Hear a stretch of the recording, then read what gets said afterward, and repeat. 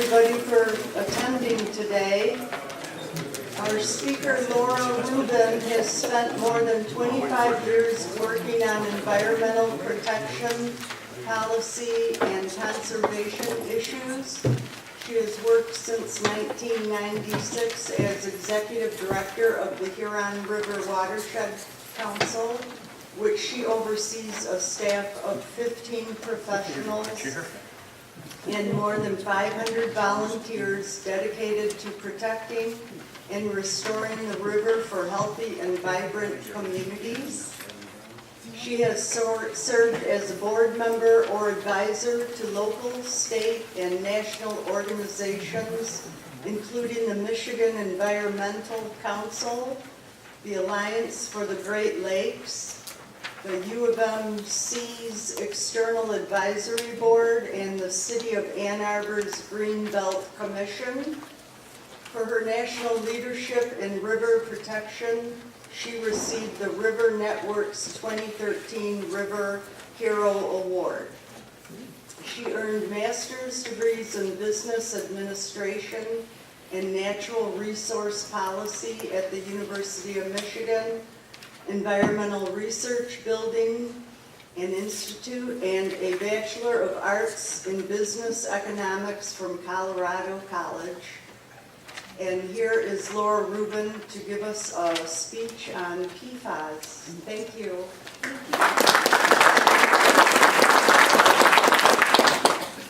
Thank you. Let me know if you can't hear me. I also, for the people in the back, there's a few empty seats around, so you don't want to stand. There's a few open ones. Thank you for inviting me here, first off. This is a great speaker series, and it's wonderful to see such a great turnout for this topic. So I am talking about PFAS. As Suzanne mentioned, I'm the director of the Huron River Watershed Council. South Lyon is in our watershed along with 71 other units of government, so our watershed is about 910 square miles, starting up in Oakland County, going through Livingston, Washtenaw, Wayne, Monroe County, and we empty out into Lake Erie. So our watershed is pretty large. The river itself is about 125 miles, and there are about 24 tributaries that feed the Huron River.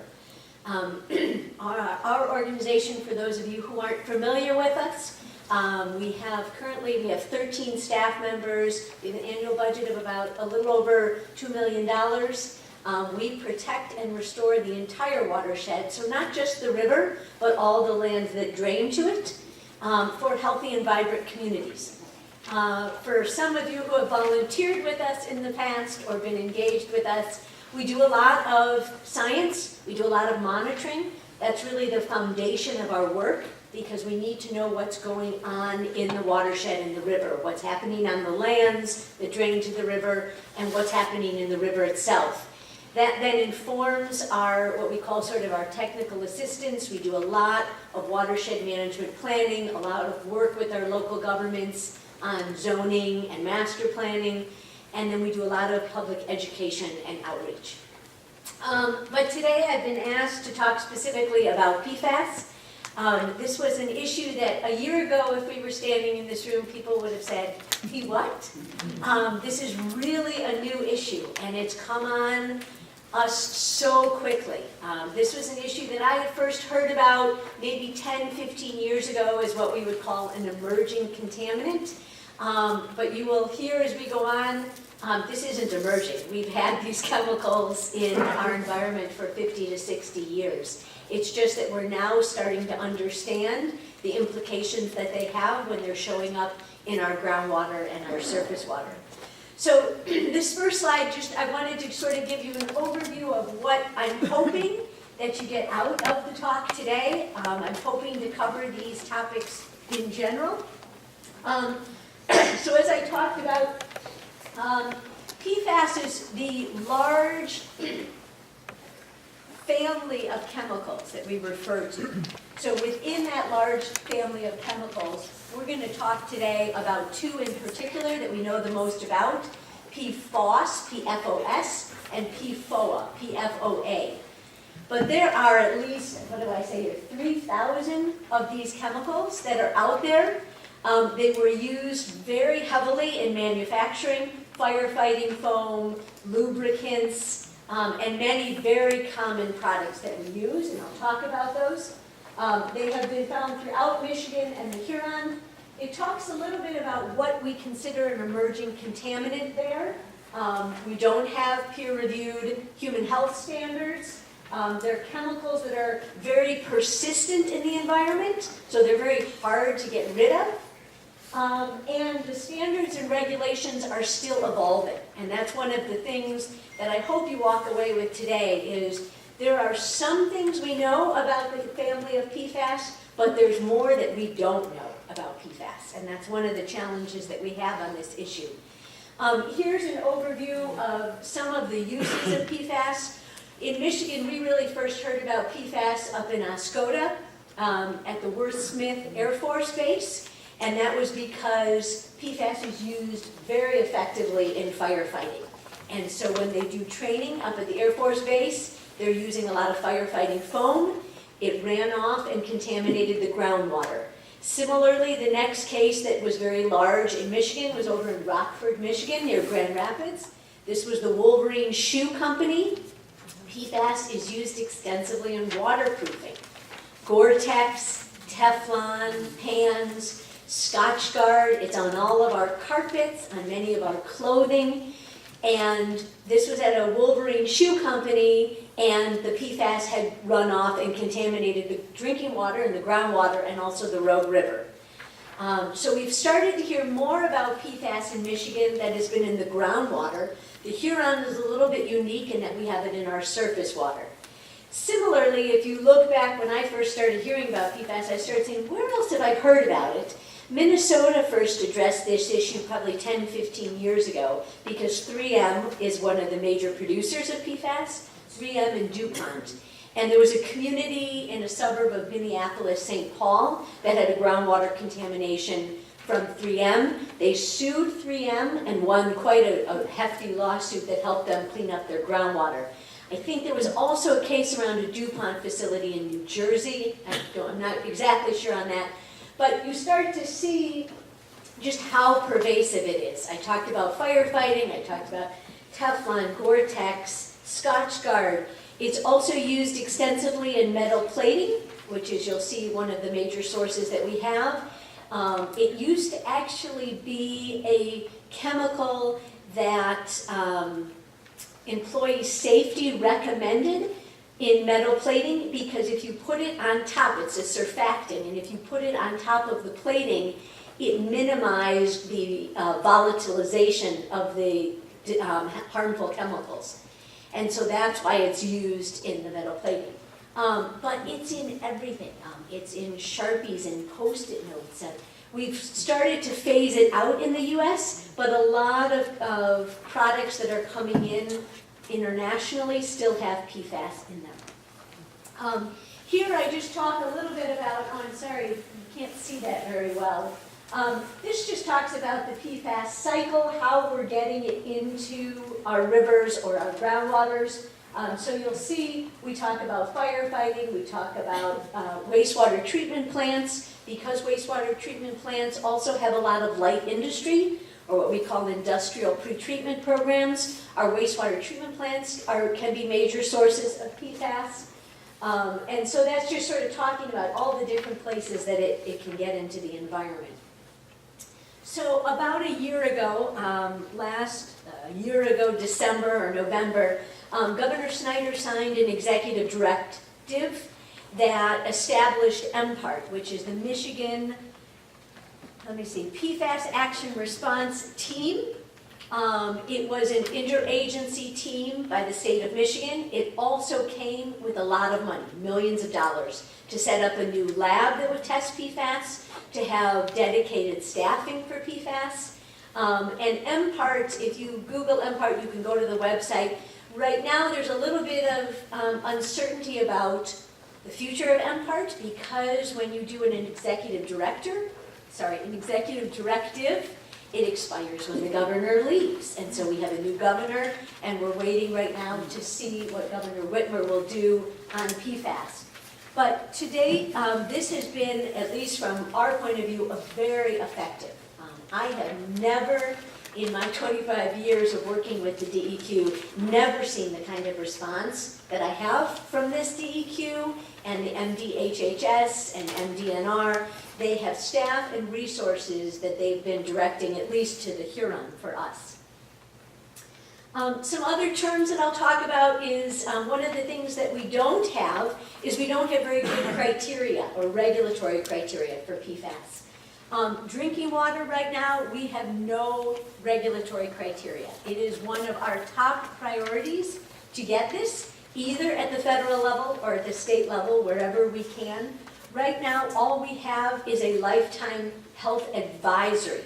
An advisory is not regulatory, it sort of is suggestive. We advise you to do this. One of the things that I love to see here is at the back, you can get copies of the City of South Lyon's water report. And this is great because it talks a lot about the terms that I'm talking about, but you see right in the middle of what is regulated contaminants, things like arsenic and fluoride and lead and copper. There is nothing for PFAS right now. It's something that we desperately need. We have been pushing at it at the US EPA. They went around and did some listening sessions. But at this point, we're not holding out hope that the EPA is going to do anything on this, and we've been putting pressure on the state level for them to set a contaminant level, otherwise known as an MCL. They did set a regulatory and enforceable standard on groundwater for PFAS, and that's the 70 parts per trillion, and that took effect about a year ago tomorrow. But so one of the things that we struggle with when we look at this is all we have from a drinking water point of view is an advisory level of 70 parts per trillion. Just this gets a little bit into the nitty-gritty, but what is an advisory level? How is it developed? It's really developed to protect fetus and others against cancer and non-cancerous health issues. We could spend the whole talk just talking about advisory levels and contaminants, but I don't want to get too much into this. We do have some standards in our surface water. And so we also do know that there's water quality standards for both PFOA and PFOS. And this is something that is very helpful to us. Again, I don't want to get too much in the details. There's also different regulatory standards for fish, but that takes us down a slippery slope. One thing that I do want to stress, though, is with this family of chemicals, we are talking parts per trillion. Parts per trillion is pretty unusual. Usually we're talking about parts per million, parts per billion. Parts per trillion means that we have to be very exact in what we're looking at. And one of the first things that alerted me to this was when the state this past fall contacted the Watershed Council and said, we are going to be doing an extensive surface water testing. They asked me to review what they call a QAP, which is a quality assurance program, and it tells you how you're going to collect the data.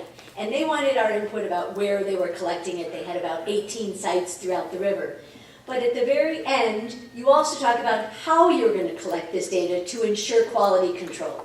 And we have QAPs for the data we collect on bugs and nutrients and chemistry. And so I know that usually they talk about how you'll collect it and what you'll do. When you look at a QAP for PFAS, because we're talking parts per trillion, what they talked about, and they spent most of their time talking, was about the people who are going out to collect it and what they could and couldn't wear or eat. So if you were going out to collect it, you could not wear Gore-Tex waders. You could not have applied any lotion on your face, any suntan lotion, any repellent. You could not bring any fast food containers to the site because they would contaminate it. You could not have certain kinds of bottles.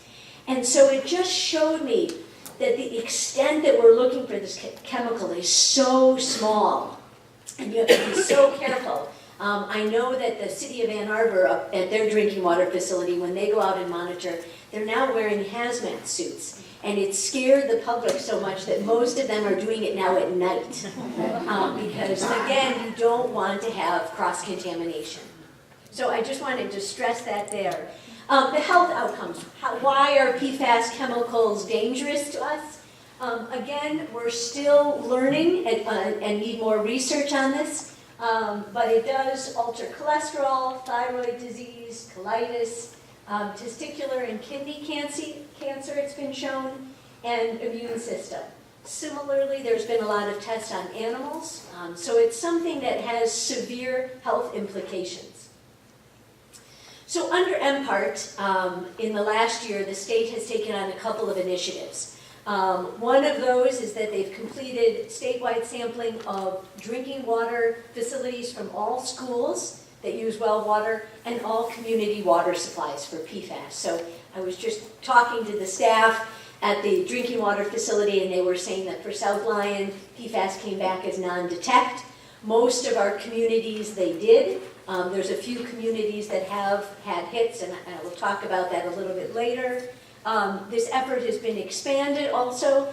The state also has done an inventory, or is doing an inventory of firefighting equipment and firefighting foam, and trying to phase out some of the PFAS containing firefighting foam.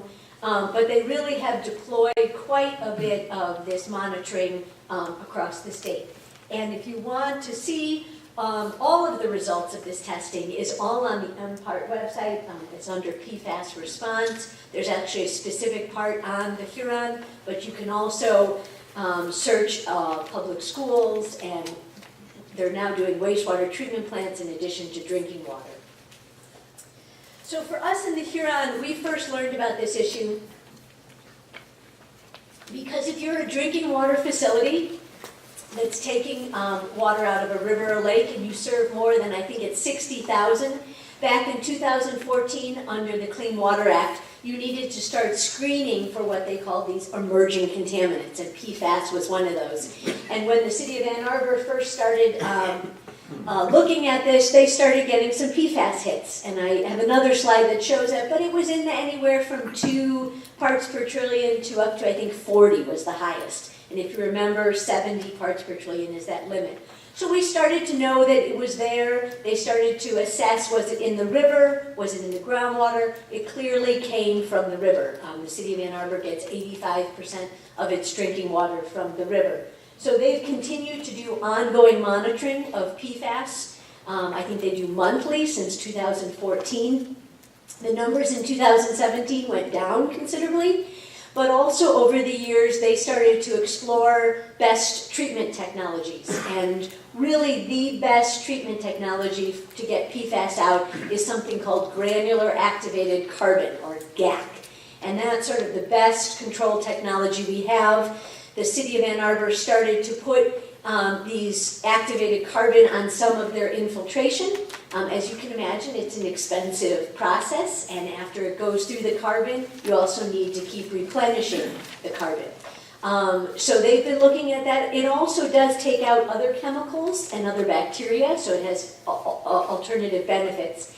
It's also something, Parchment, Michigan, if people remember this summer, their drinking water supply was found to have very high levels of PFAS. Ann Arbor consulted with them, and they ended up putting on the granular activated carbon, and numbers have come down very quickly.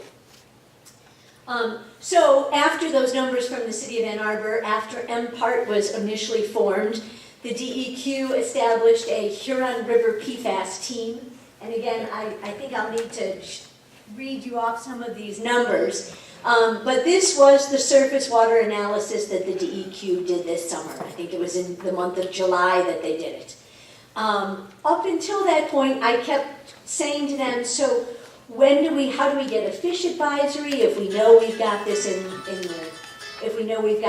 river? They kept saying, let us do some testing. For those of you who can't see, I think that the biggest number that we see up here is Norton Creek. Came back at 5,500 parts per trillion. So again, we were talking about the 70. If you look at some of these other numbers going down, way upstream, the highest one is 0.58. 1.5, 1.7, 7.1, 7.6, and Arbor 6.5, 7.2, 6.9, so much lower. But that Norton Creek one just jumped off the map at everybody. And so the DEQ also, at the same time as they saw that, they started to look more at fish samples. But that number caused them to go upstream into Norton Creek. Because Norton Creek is one tributary, it drains mainly the Wixom and Wolverine Lake area. So they started looking up in Norton Creek, and they confirmed that the Wixom wastewater treatment plant had very high hits. So the Wixom wastewater treatment plant came back very high. This is again the state of Michigan, under the authority of the US EPA, gives a permit to the Wixom wastewater treatment plant for discharge. The Wixom wastewater treatment plant is responsible for all of its discharges in that area. So then the state said to Wixom, you got to stop, you got to cut back from 5,500. Wixom wastewater treatment plant needed to do an inventory and figure out where PFAS was coming from. This is a challenge to a relatively small community managing their own wastewater treatment plant. Most of them don't have the in-house expertise to understand these issues, so it became a real challenge for Wixom. They also looked at other potential sources. They looked at the GM proving grounds, seamless tube. There's an old Coast cleaner, some other groundwater. And again, some of these sites, they actually did monitoring at all these sites. This is where I talked about it being unheard of for DEQ to continue to do this level of monitoring. But they looked at all those sites. And then they also issued in August, on a late Friday afternoon, a do not eat fish advisory. At first, it was for the Kent Lake down to the Portage Lake and the Chain of Lakes area. It was about a week later extended for the entire Huron River. This was based on a couple of fish fillets. We were very disappointed because the initial fish advisory was based on a fish that had been in a cooler for a year and a half before they had been able to sample it. So again, we've been really trying to work with the DEQ and the DNR to expedite these samples. Why a fish advisory? The Kent Lake fish came back very high. And I'll show you downriver. Again, I'm sorry, you're not going to be able to see any of these numbers. So these are complete and or pending fish tissues. So some of these have been collected. You'll see especially Moraine Lake, Hubble Pond. All of those were collected this fall. We don't have the results yet. Where you do see some of them is you see Baseline Lake was 286, Portage was 76, Barton was 405, 404, and Flat Rock was 11. So we continue to have a do not eat fish consumption advisory for the Huron. I would say this advisory in August was what really sort of blew the media lid off of PFAS for us in the Huron. That's when we really started to pay attention. The Huron River Watershed Council really jumped into action at helping all of our parks departments and local governments get signage and awareness out. So we got temporary signage at all of the parks, the metro parks, the county parks, the community parks, up and down the river, and those permanent signs should be going in very shortly. In terms of Wixom, so I talked a little bit about the June source of PFAS at Tri-Bar showed up at 28,000 parts per trillion. So this was after we found the very high level at the Wixom wastewater treatment plant, and then going back upstream. There was an administrative compliance order that Wixom wastewater treatment plant issued to Tri-Bar, saying you need to start monitoring for PFAS monthly, and you need to clean this up. Luckily, we had a good actor in this situation, and Tri-Bar stepped up, and in early October, they implemented the granular activated carbon treatment. And you'll see on the next slide, those numbers have really responded and gone down. What's interesting that I want to emphasize here is Tri-Bar claims, and I believe them, they do not use PFAS in their products. They phased PFAS out 4 or 5 years ago. They have 2 plants that they use. One of them is newly built and had no PFAS. The older one that used to have PFAS running through it came back. This is a very persistent surfactant. It takes a long time to work its way through. So I believe it is just in the machinery, in the factory. It takes, even if you're not using it as an input, it takes a long time to get through a system.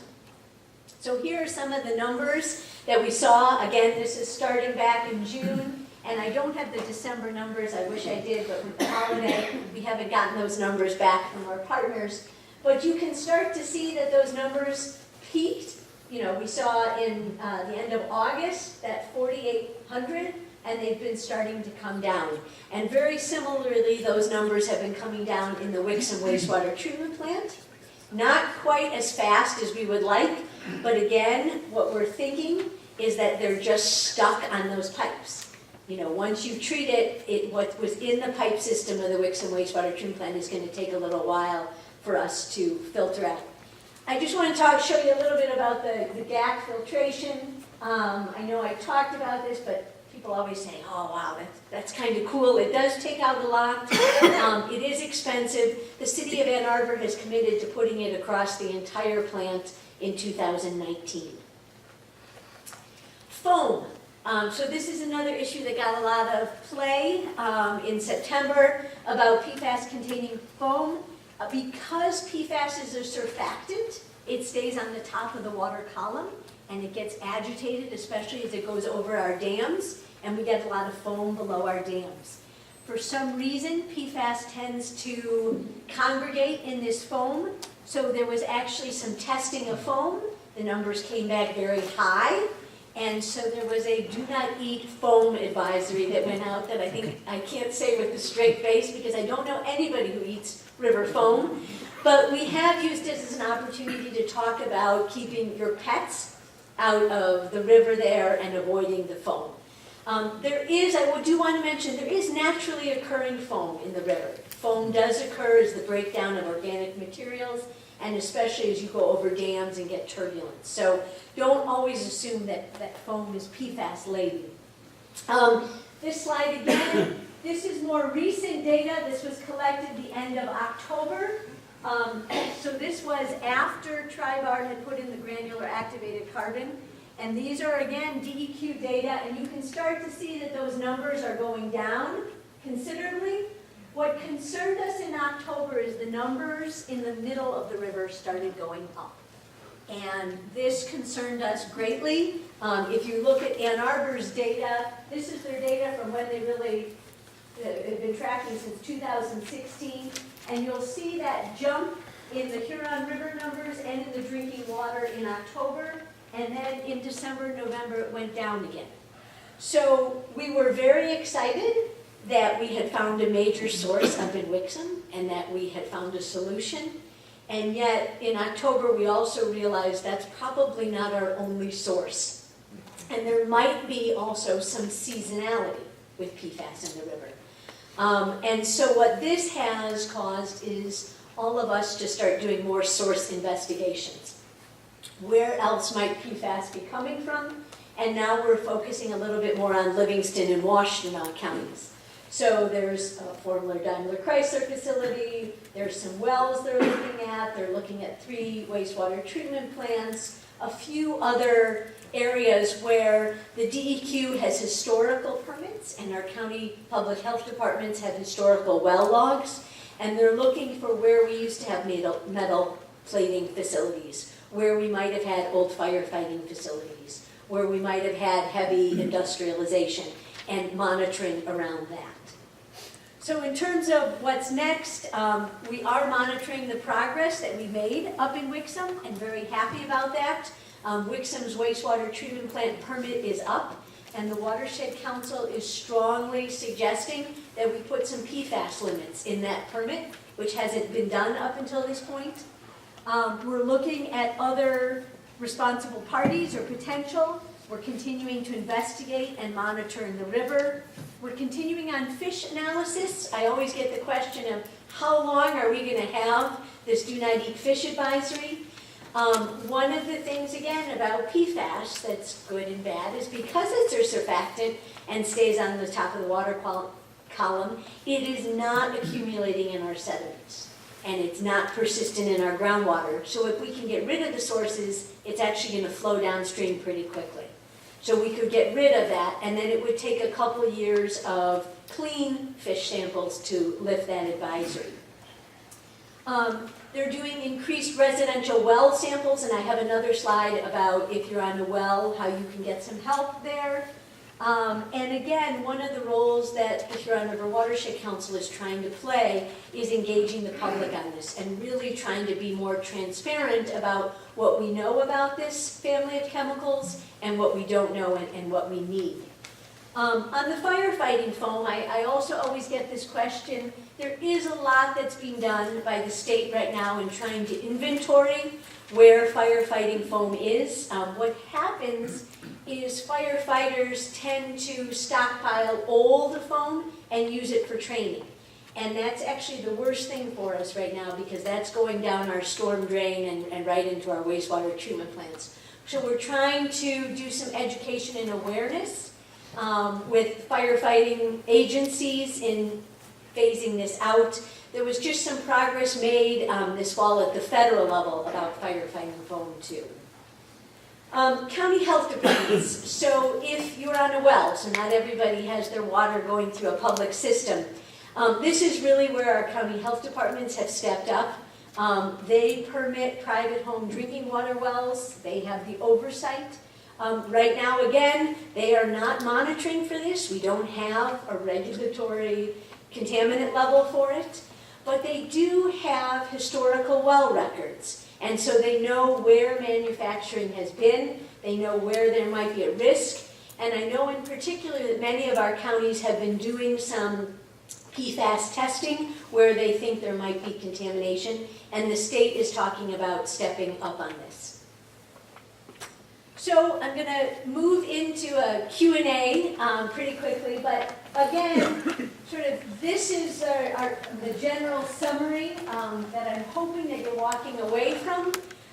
Michigan is really leading on this issue. I will say, people say why, and I would say Flint is the main cause that I would say. We are in a post-Flint DEQ, and when PFAS came up, they were very keen to responding in a very new and different way. And the resources that they brought to this issue have been tremendous. We're hoping that some of the regulatory authorities steps up. There was a report that just came out about 2 weeks ago from their technical advisory committee that was looking at the 70 parts per trillion standard and trying to assess, is that the right standard that the state should be going to? We were hoping that they would recommend another standard or give us a number, and all they said is that 70 parts per trillion is probably too high, which is what we've been seeing across the country. There was a CDC report that came out earlier this year that said that it should be more at about 10 parts per trillion. And some of our states, I think it's New Hampshire and New Jersey and Minnesota, are regulating PFAS at much lower numbers, more in the 10, 12, 5 parts per trillion. So Michigan has really been out ahead on this. Our watershed has been really a ground zero and a focal point on this. Drinking water for us is where we really have the threat in the Huron. I want to emphasize there's still the do not eat fish advisory, but in terms of recreation, there's very little research that shows that body contact, you'll have absorption of PFAS. And so we've been really encouraging you to continue to recreate. We have not seen those kinds of threats. So swimming, boating, etc. is fine in the Huron. The other thing is if you want to keep up to date on this information, I strongly encourage you to go to our website. We have some printed material that I've left in the back, but because we're learning so much about this issue all the time, we try to just keep it all on the website, and we point and we link to all the county health departments, to the state findings, to many of our partners on this issue. So thank you for your time and interest, and I'd like to open it up to questions. Yes? Earlier you suggested that some communities or areas that had lower levels began to develop higher levels after other communities had reduced theirs.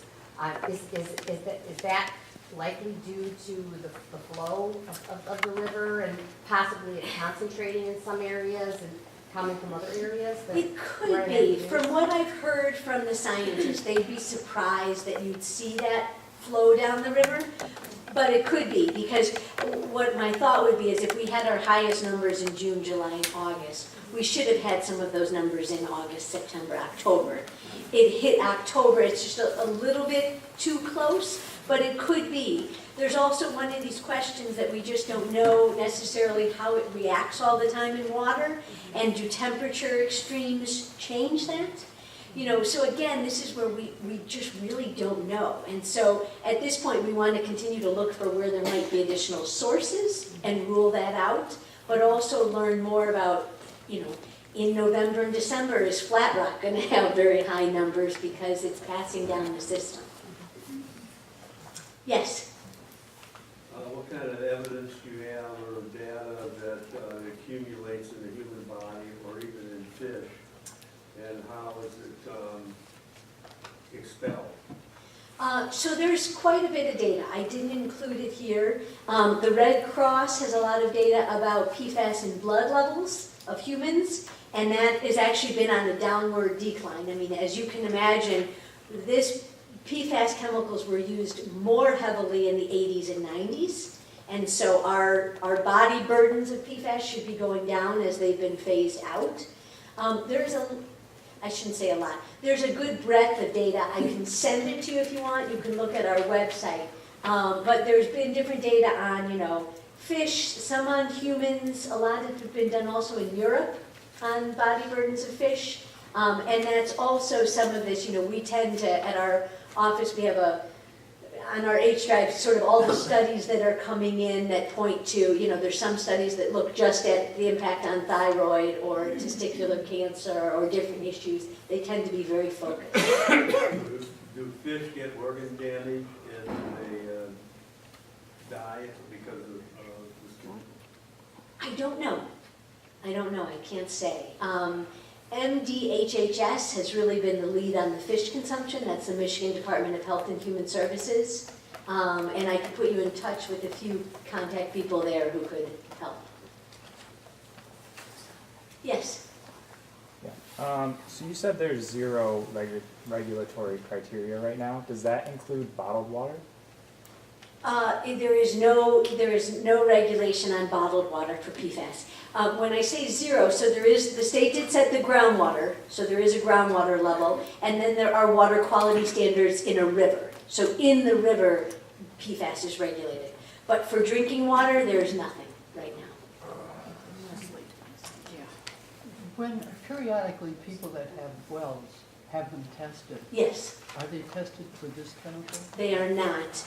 If you look on many of the Department of, our county departments of health and the state now have some labs that you can send them to get tested for this. It is very expensive, I'll warn you. And again, it's very easy to contaminate these. So I would not encourage that you as an individual collect this, because again, what you have on your hands, what bottle you're using, all those kinds of things can contaminate that sample.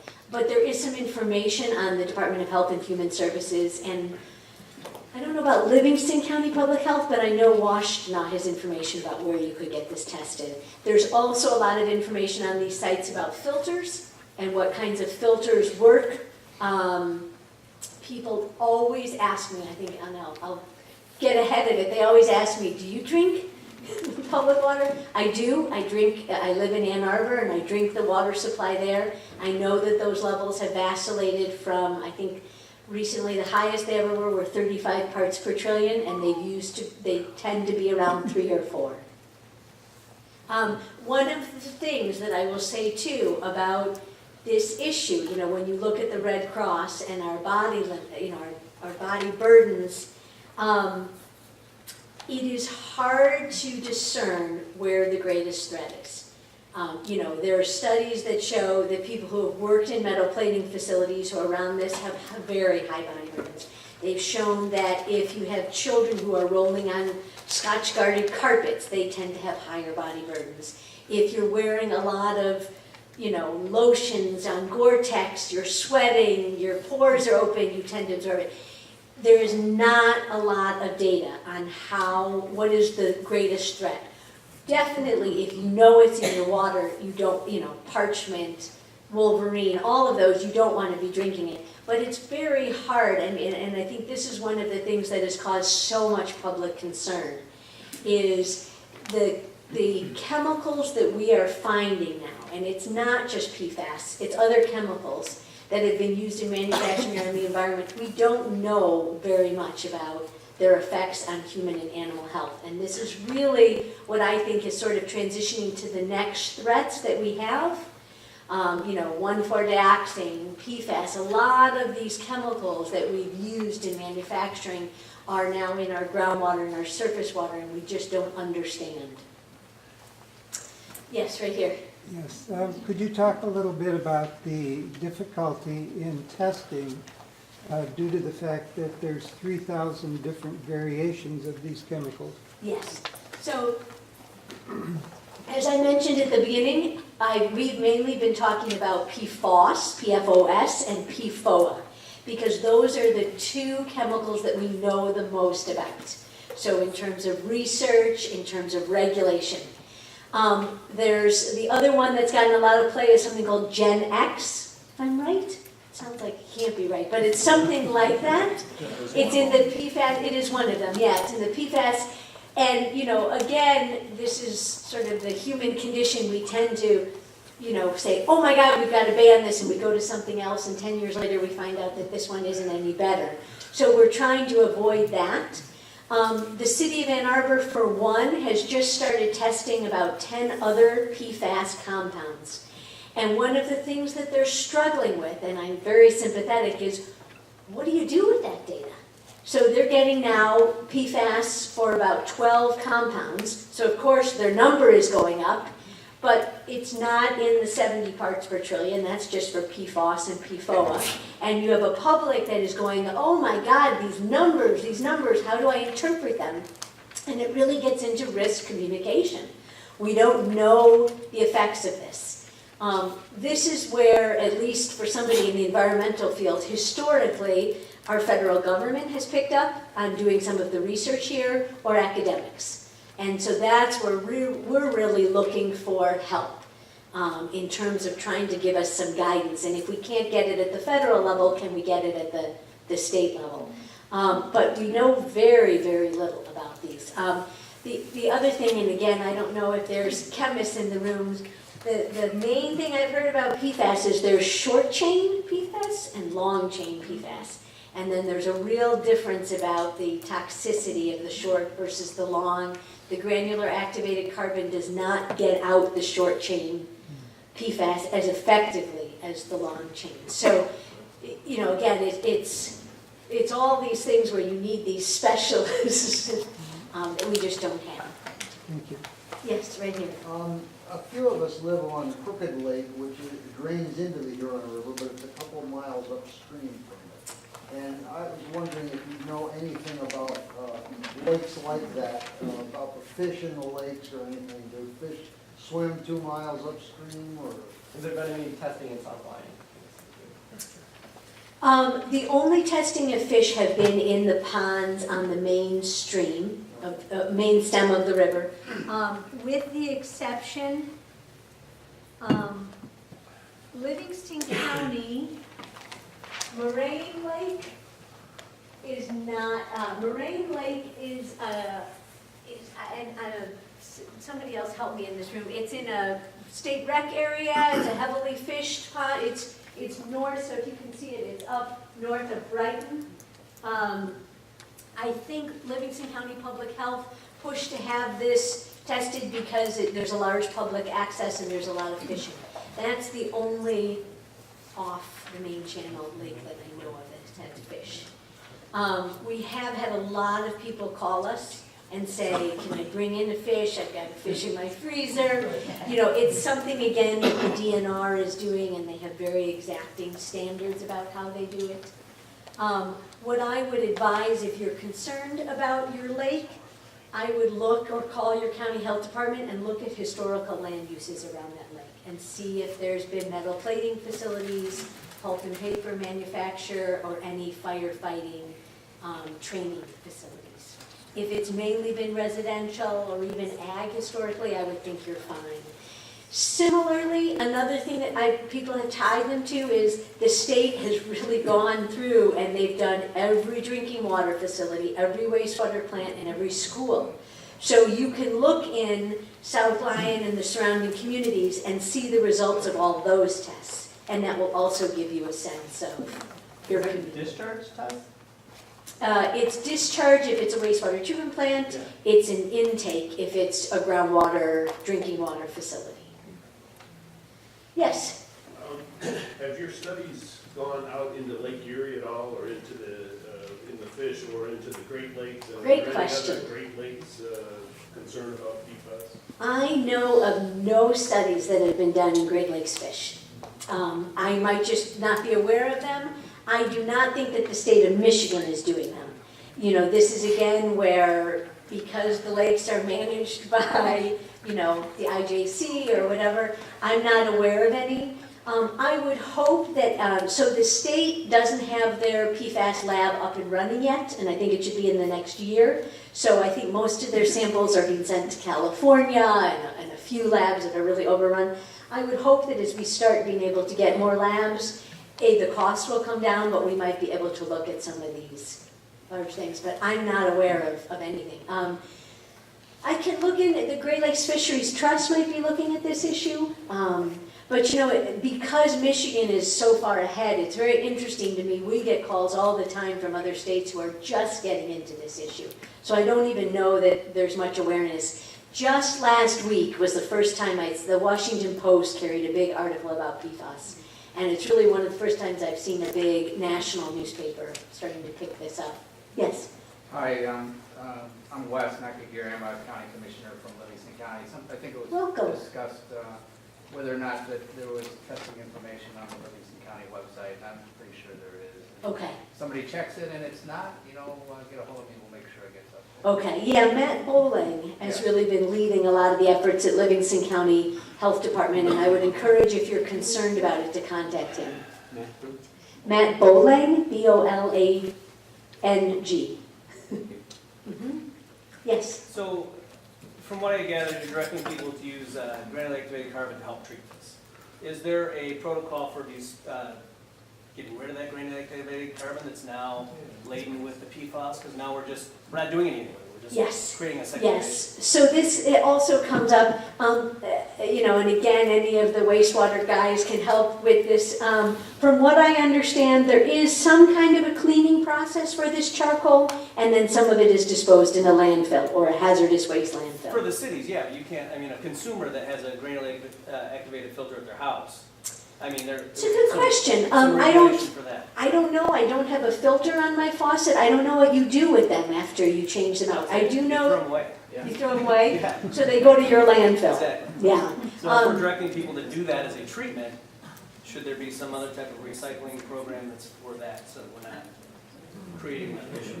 Yeah, I don't know. It's a good question. Going right now. Commercial carbon gets incinerated, is how they clean it. Right. Oh, is Right? it? Yeah. They microwave Okay. it typically. Okay. And Arbor Actually. regenerates? I don't know that they regenerate all their carbon. Yes. Have they done any exploring on a better method than the activated carbon? Do you know? Has anybody doing anything to get? I think something there's a lot of research into this, from what I know. So, I think I cut the slide that went really into Ann Arbor's. Ann Arbor is also part of a pilot with American Water Works Association, or some of the big associations, looking at alternative treatments. I know universities have been brought in on this because they're really trying to come up with new treatment technologies. Again, if anybody knows differently, my understanding is that the granular activated carbon right now is the best technology. We do have I own a water treatment company here in town. We do have a certified product to remove PFAs without granulated carbon. Huh. So it is. Expensive? Is it expensive? Well, that's something we have to discuss on a offsite, but Reverse osmosis, does that work for this as well?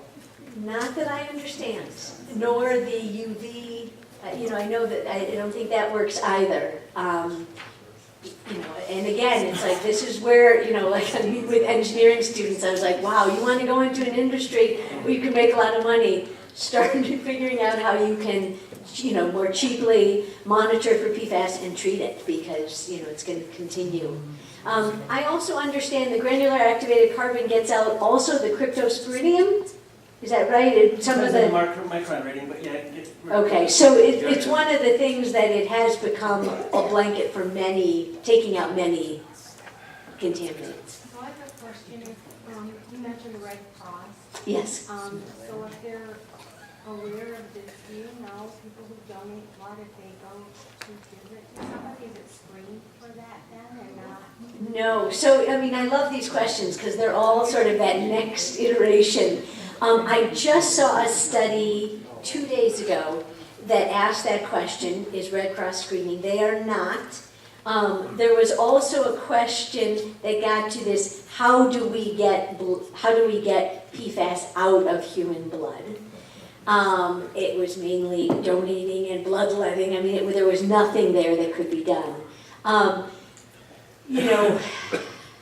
To put that burden on the Red Cross right now, I think they would not know how to handle it. It could be a screening question of, have you worked in a metal plating facility, or something where you're higher exposure. But boy, that's going to be a tough. The collection equipment probably has a limit too. Right, I was going to say, you're using plastics, and again, one of the areas that PFAS has been so effective is that water resistant, that water repellent, and so it's on, it's so ironic to me that we're putting so much of our food in this kind of packaging, because, why don't your food containers get all greasy and wet? Well, it's because they're coated with PFAS, and so then it gets in, and so it's very difficult. Yes, Becky? Yeah, a couple things. Has there been any testing of wells along the river? There has. Livingston County has done some. The state has done some. There was another slide. If you go to our website, we held a public information session December 18th at Washtenaw Community College. We also had done one in October up in Milford. If you look at the slides from the 18th, they've started to focus in wells in Norton Creek because that level was so high. So they've been doing some well testing, Livingston County. That's all that I'm aware of that's directly. One of the things 40 feet from Base Lake, huh? Yeah, one of the things that I would love to see, and because we do a lot of citizen science, I know that there's many residents out there that are now getting their wells tested for PFAS. It would be nice to collect that publicly somewhere so that other people could see that information. So if your neighbor got his well tested for PFAS, or 2 doors down, you don't have to go through the same expensive process. But again, I would check in with Matt Bowling. Okay. One other quick one. Can you water your garden with lake water? So food. This is another thing. We have an area on the website. This comes up specifically in Oakland and Livingston County. There are many communities, people who live on the river that have a pipe down to the river and use it for irrigation. If you're on Kent Lake or around there, I wouldn't advise it. It's just something that you don't need to be doing. It's also come up with things like waterfowl and deer. So the DNR has just started to test they tested up in Ascota because Ascota there's more of a focal point. There's one pond that is highly contaminated and they have a nature preserve right there, so they tested some deer. For us, it's a little bit harder. We did talk quite a bit with the HCMA, the Huron Clinton Metropolitan Authority, that does a deer cull, specifically in Kent Lake and in the Kensington area. And probably most of those deer are coming to Kent Lake and drinking. Further downstream, they're drinking from tributaries, they're all over the place. So they have been testing the deer. I don't know if any waterfowl has been tested yet. Has there been any results in the testing? Up in Ascota, there was one deer that had high levels, and probably the rest of them were very low. you know, again, I wouldn't say anything is conclusive. It's just so early on in this, understanding, you know, where these animals are going, what they're carrying in terms of a body burden, you know. But again, I would, if you're irrigating and you have another option and it's a vegetable garden, I would go with that other option. Yes? It's my understanding that groundwater, not the streams, but the groundwater has a direction to it. Yes. All right, if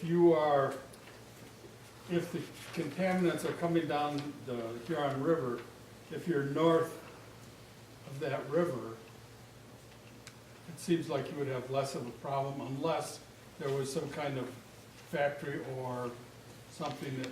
Yeah, well, I would not go there. So groundwater is not what you would think. Groundwater does not always flow in a uniform direction to the river or away from the river. Groundwater, because it's a composition of different soils and rocks, what we've learned, especially down in the Gelman Plume in Scioto Township, is groundwater moves in all different directions. If it's just shallow groundwater versus a deep well, you have veins where the water will travel faster one direction or the other.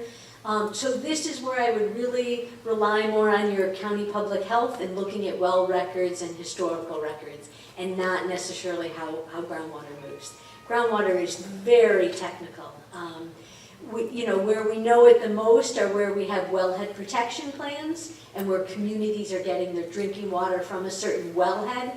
They've done more testing around that groundwater, and they know more of, they've done well logs where they can look at the kind of soil, surface down there and know where it's going. But I wouldn't get into sort of trying to guess that.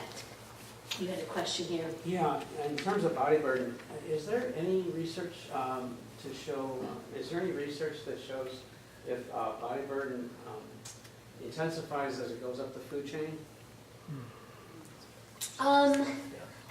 Yes, there has, but I don't know how much. I mean, it's why we have a do not eat fish advisory, because it does bioaccumulate. But from what I've understood, at least in one of the studies, is it doesn't bioaccumulate like PCBs and mercury. It's not in the fatty tissues, it's in the connective tissue or something. And again, don't quote me on this, but there have been some studies that talk about it accumulating in a different way than some of the other chemicals we're familiar with. Can you recommend any research? I can look it up for you, yeah. Did you have more to say on this? Oh, well, there was that deer ban, actually, for eating deer Yeah. around one of these areas. Let's go So with that. there's definitely some sort of bioaccumulative Yeah. potential. Yeah. I mean, And- these things, Scotch Guard, Teflon, they're made to not break down. They're made to persist forever. So that's what they're gonna do, There's a unfortunately. great staff member at the Michigan Department of Health and Human Services, Jennifer, I will get you her name, but they're the ones who calculate this whole lifetime health advisory and body burden and how much you eat in more susceptible populations. You mentioned it was commonly used in the 80s and 90s. Was it also used before that? Yes. I think they say the last 50 and 60 years it's been used. And 3M and DuPont started to phase it out 20 to 25 years ago. It was banned in 2015 for production and sale, Yeah. actually. So that's the more recent, but most of them, when they started to, when Dow and 3M really started to see that it was contaminating groundwater sources, they were supposed to start phasing it out. Yeah, I don't know that it's completely banned in all uses, but yeah. Yes? Given that the PFAS is a surfactant, it does float to the surface. Yep. If I had a contaminated well and I poured off a pitcher of water and let it sit, over a period of time, it's going to float to the top. Is there any data on how long that takes to float? I have no idea about that. I see pitchers of Anybody water. drinking water, is that a way you could actually filter something out, let it sit and see what floats to the top? I haven't ever heard that. I'm not getting any nods. Yeah, it's a survey, it's a float, but I don't know that I use that as an Yeah. And I don't know how much of the surfactant you need to have it That was the thing with watering your plants. Typically, your suction line inside your lake's not on the surface. So if this is a surfactant that's on the surface and you're sucking your lake pump to water your plants, it's not typically coming from the top. But is there data that shows how far down? The water column, no. At this point, all we have is fish. Surface water fish. Yeah. Do we know about its incorporation into vegetation? So if there's a lot of I- plants that come up with I soil haven't, compost. that's an area I haven't seen any studies on, is uptake, I know on a lot of these chemicals, bioremediation is a big thing, of planting certain plants to take it up. I haven't seen anything on that. Anybody else in the room? It might just be new enough that we don't know about it. We get 50 gallon barrels of waste every year of compost that we use it for gardening and stuff, so. I don't know. It's a good question. When water evaporates from a contaminated source, I would assume that some of these chemicals would go with it, and then would it come back down in the form of precipitation and contaminate other areas? I don't know how much PFAS chemicals volatilize, and especially with evaporation, where you might have it. So there was a question up at the Tri-Bar manufacturing plant. In metal plating, you do a lot of air circulation and a lot of venting. And there was a question of, up on the roof of Tri-Bar with them venting, was there deposition of PFAS on the roof and then into the storm water? They're still studying that, and again, I haven't heard any studies on this. I don't know how far they've got on that. Yes? What about the other Tri-Bar facilities? I'm sure they've been, or the previous Tri-Bar facilities, because there are several former Tri-Bar facilities that are no longer Tri-Bar facilities. So the newer one I know has none. The other ones, from what I am understanding, is they're all being tested, or they have been tested. Former sites as well? Former sites, yes. One of the things that DEQ, I think, has been very effective at is really going through their industrial pretreatment program and looking at where all these facilities are and have been and testing them. We had a map at the December 18th meeting. Tim Sycamore from Wixom Wastewater Treatment Plant was there showing, they mapped all of their pipes, their wastewater system, and they had data points from all of their pipes going back up to see where this was coming from. It really is sort of a, mystery map of trying to plot out where it's coming from. Yes? Is there any way to know how far down on the surface that PFAS can be found? I'm thinking specifically about, I know a lot of areas where it may have built up will freeze in the winter, and then there would be ice, and would it most likely all be in the ice, or a certain number of inches down? Could that be? Is that been looked into? Is it eliminated? I'd be really guessing when I say this. Because they've looked at fish. I have heard from them, the bottom feeders don't tend to have as much PFAS as the more surface water. But again, I haven't seen a study that's looked at the water column and where PFAS is more prevalent. So when you say surface, are we talking about like just the top, millimeter, or is it? Probably, a river is a turbulent system though, so as you go over rocks and around logs and bends, you're doing mixing. So I would hate to say, you're safe to drink from the bottom, or something like that. No. Yes? Going back to South Lyon, I've been able to find the drinking water test report, but not the discharge of the wastewater treatment plant or from the steel tube factory. Is that somewhere online or something? It's not online, but I have the information. It's not online. Yeah, but the he has tube bill was information. below the drinking water threshold and the 12 part per trillion groundwater surface water interface number, so we are fully compliant in our discharge. Okay. And is that online somewhere? No, that only exists in my office. But it sounds like the city of South Lyon has the wastewater treatment plant data. Yes, we do. That he's, are you willing to share that? Absolutely. Okay.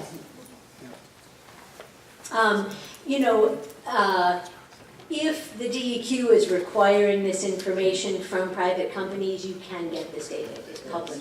But, yeah, but I don't know, it's again, with Tri-Bar, this is again where a lot of focus came in on this one metal plating firm. They were pretty transparent with their data, and they stepped up pretty quickly with the granular activated carbon.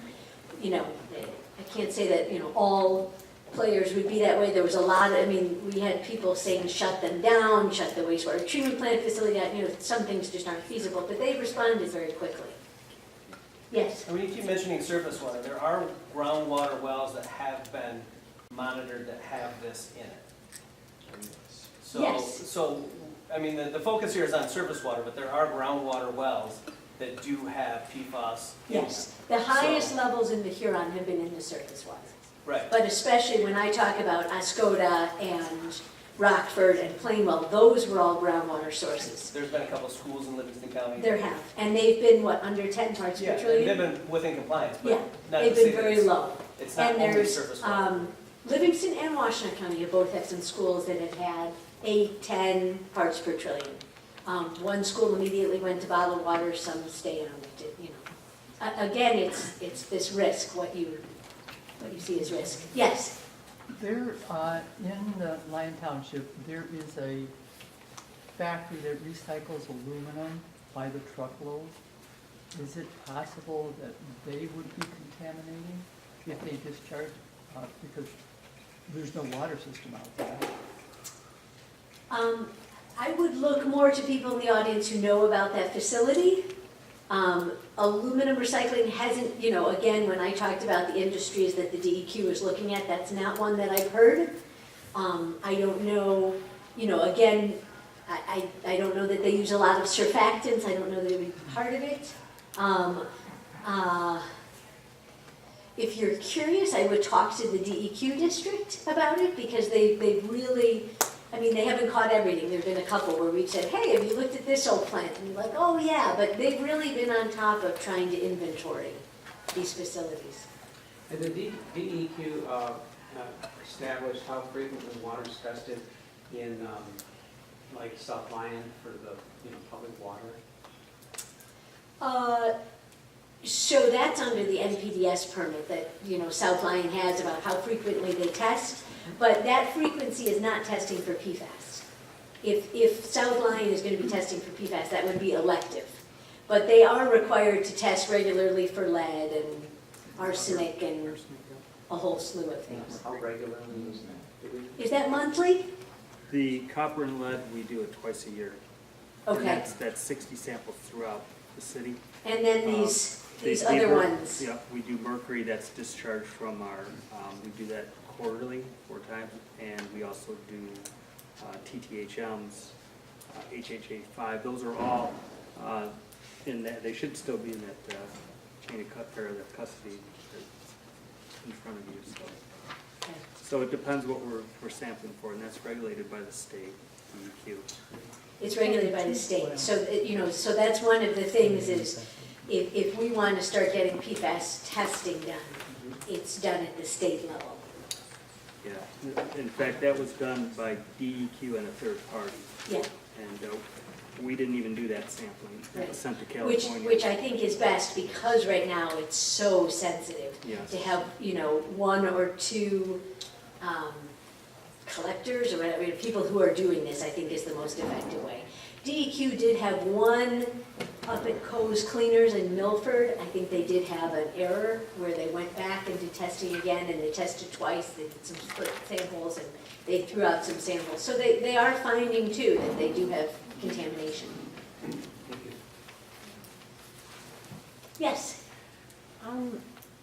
I keep wondering, going back to the bottled water issue, because... Going back to bottled water, did you say? Yes, because Nestle gets theirs from the groundwater. My business gets their water cooler water from Arbor Springs, which is, I don't know whether that comes from Huron River surface water or if that's well water. Where exactly does Arbor Springs get their water from, and how do I find that out online? So this will be my personal bias. I would stick on the public water supply. Public water supplies are much more regulated than private water supplies. Private water supplies don't have the kind of oversight that public do. And so we don't know what's in this. I know people will disagree with me, but I feel that the public oversight, you have much more regulatory and much more experienced personnel looking at this issue across the board. Just as an aside, I think Arbor Springs gets theirs from some groundwater, but you could call them and ask them. It might even be on their website. They should freely tell you where they get their water from. And they should tell you, I mean, much like you get this report, this is required by the US government. You know, I would hope the private does, but I don't know that they're required to tell you what they monitor for. They're required to do sampling as well as a non-community well, so Arbor Springs. Okay. So they do fall under some of the same regulations. Are they required to test for the same contaminants? Bacteria, yeah, I mean, they're required to go through the bottled water protocol. Okay. Did you have a comment? Yeah, totally agree with the city water versus bottled water. What would you say bottled water versus a well that's maybe 100 yards within Zuki Lake and right in the heart of this? Again, this is where I would rely on your county health department. They really, I mean, again, they have historical data on wells, and they're looking for this. And they might be able to tell you if, you know, anybody close by has done a well boring, you know, like Livingston County, they've just done some recent well testing. You know, that's the best resource for you. When you get into wells, it's hard to say blanket statements because it varies so much. Yeah, I know in Livingston County, we're testing 83 or, some odd wells, and I don't know if they've got them all done, and as of a couple of weeks ago, if I remember right, they've done, results back, from 60 some odd. Okay. So probably by now, we've got them all. I'll try to link their site to the Watershed Council so that people can get to that resource. Other questions? Yes. I just want to thank the Huron River Watershed Council for all the work you've done educating the public on this issue. You guys have really been heroes in this. Thank you.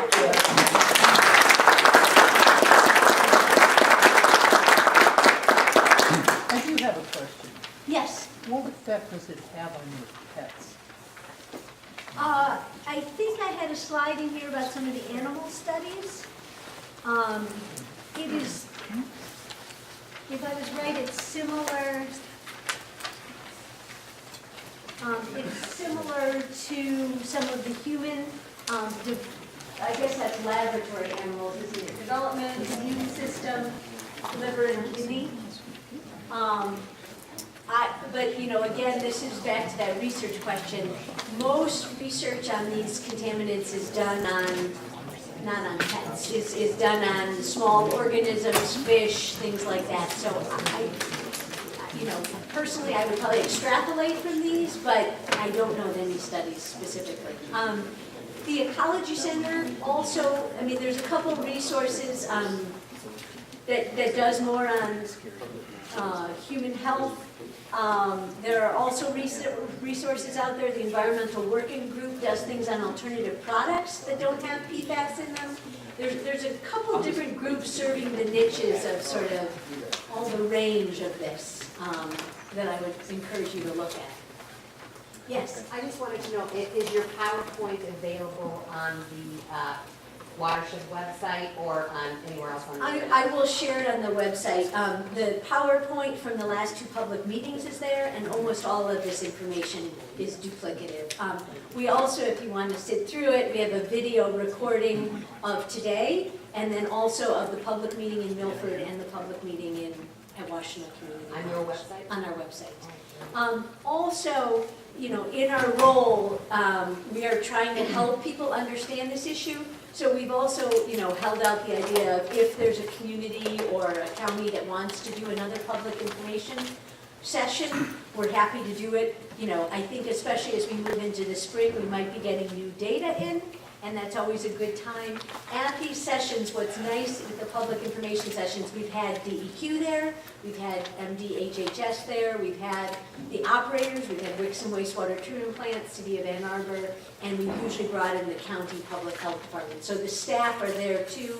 It's not just me standing up there talking, they're really presenting their own data and talking about what's going on. And if I'm right, you're gonna be recording it, or? Right, I'm gonna turn this into the Cable Commission today. It'll be on Channel 19 in town, and it'll be on the City of South Lyon's YouTube page too, so.